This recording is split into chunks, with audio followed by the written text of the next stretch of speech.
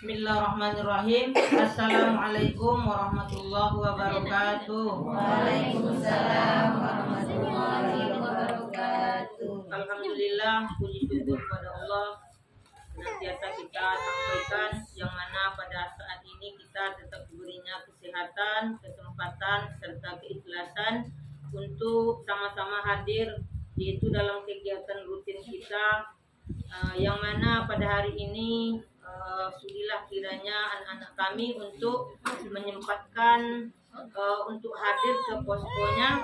Tapi walaupun begitu, kegiatan kita tetap menjadi amal ibadah bagi kita semua.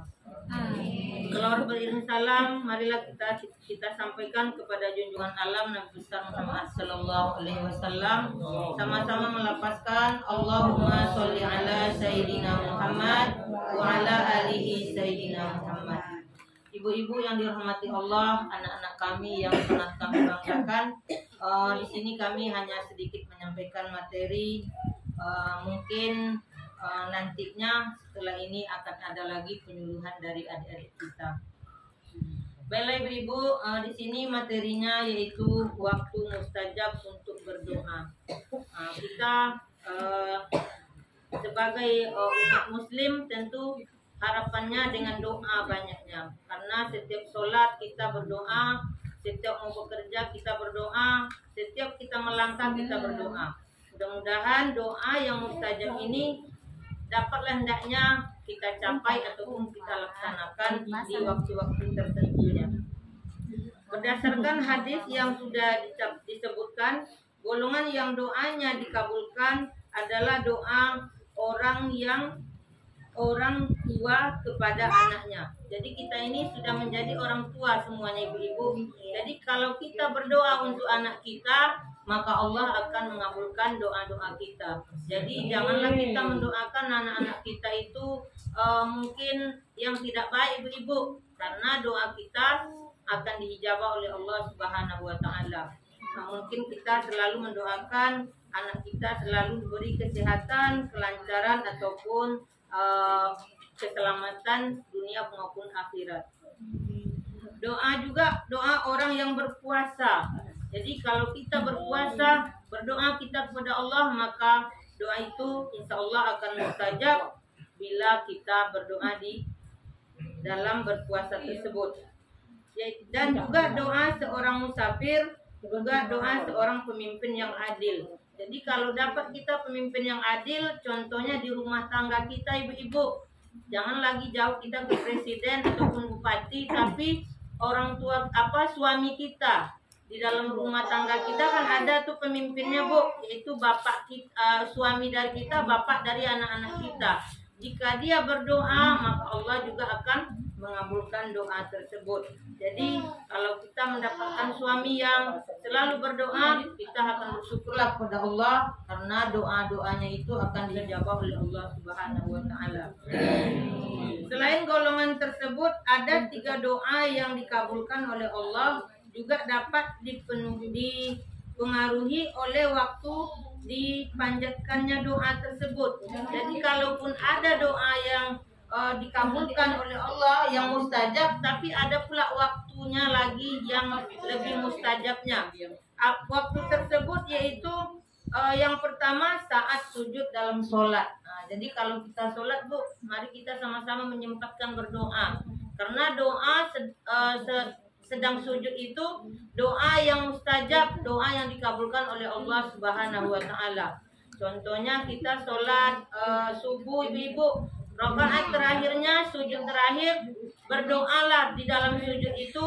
Kalau tidak pandai bahasa Arab, maka berdoa bahasa Indonesia, tapi jangan dilafazkan di dalam hati. Mungkin doanya banyak ibu-ibu. Kalau kita ibu-ibu ini pasti harapannya berdoa itu banyak. Ya setidaknya kita juga pandai menyambilkan doa-doa yang lain. Jangan meminta selamat, minta rezeki, minta anak soleh-soleha saja bu. Tapi coba kita minta istiqomahkan akhlak kita, istiqomahkan keimanan kita.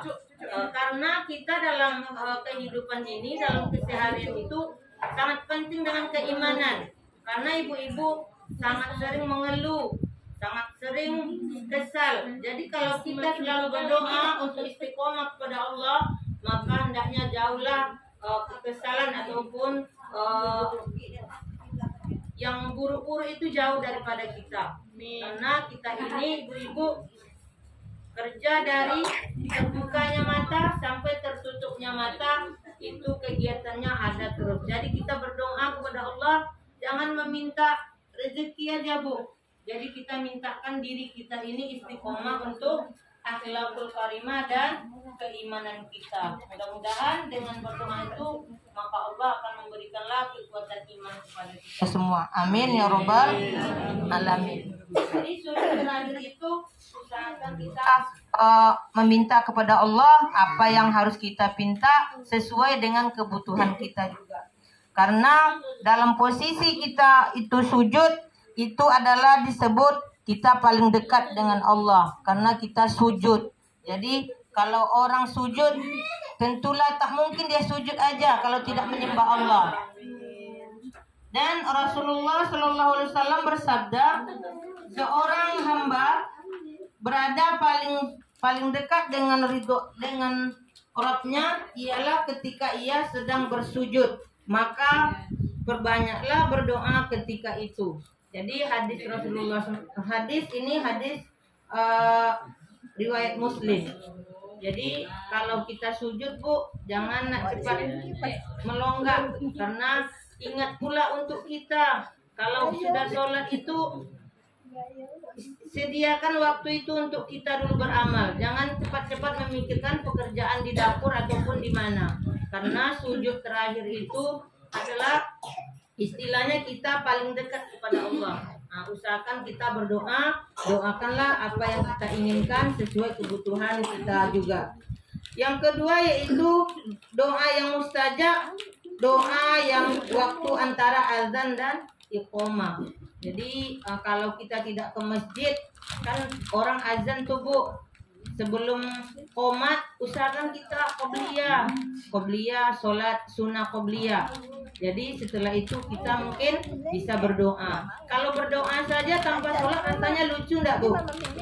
Nah, lucu. Jadi kita usahakan ada sholat 2 rakaat antara azan dan iqamah. Jadi usahakan kita berdoa. Jangan di masjid saja kita qobliyahnya, di rumah juga bisa. Kan kita mendengar toanya azan. Nah, setelah orang azan kita sudah berwudu, antara azan dengan iqamah, maka kita sholat qobliyah tersebut, maka panjatkanlah doa kepada Allah apa yang kita minta. Mudah-mudahan doa itu akan dikabulkan oleh Allah Subhanahu wa taala. Sebagaimana hadis dari Anas bin Malik, Rasulullah Shallallahu Alaihi Wasallam bersabda, sesungguhnya doa yang tidak tertolak adalah doa antara azan dan iqamah. Maka berdoalah bagi ibu-ibu yang melaksanakan sholat rawatib tersebut, sholat qobliyah tersebut, berdoalah di ujungnya. Mungkin ada yang diminta, mungkin banyak permintaan ibu-ibu nih, mungkin supaya bapaknya diberi kesehatan, murah rezeki, karena nanti limpahan rezeki itu kepada ibu-ibu. Benar enggak Bu? Ya. Jadi mudah-mudahan ibu-ibu paham. Maka besok kalau belum kita melaksanakan, insya Allah nanti ataupun besok kita memulainya kembali. Yang ketiga yaitu doa sepertiga malam terakhir. Ini berat nih Bu ya, berat karena orang di tengah malam itu banyak asiknya tidur. Kita bangun untuk berdoa. Kalau berdoa saja bangun tidur, tentu lucu lagi. Karena seharusnya kita melaksanakan sholat sunnah tahajud, sholat sunnah. Misalnya kalau ibu-ibu mau banyak sunnahnya nih, siap berwudu, sholat sunnah wudu, baru dilanjutkan tahajud, ditambah lagi dengan witir. Boleh ibu-ibu, lebih banyak lebih baik. Jadi setelah itu kita berdoa kepada Allah, memintalah sesuatu, karena Allah akan memberikan setidaknya ampunan dosa. Kalau kita berdoa di tengah malam minta ampun kepadanya, maka insya Allah akan mengampuni dosa-dosa kita. Waktu sepertiga malam terakhir, kebanyakan orang memilih untuk tidur pulas, jadi tidak untuk bangun. Jadi kalau ada orang yang rajin untuk bangun di tengah malam, itulah orang yang terpilih. Jadi orang itu mungkin orang yang kuat imannya, jadi dia tidak memikirkan tidur ketidur saja. Sementara ini sebenarnya menjadi waktu paling mustajab untuk berdoa, dan doa-doa yang dipanjatkan pada waktu tersebut akan dikabulkan oleh Allah Subhanahu wa taala.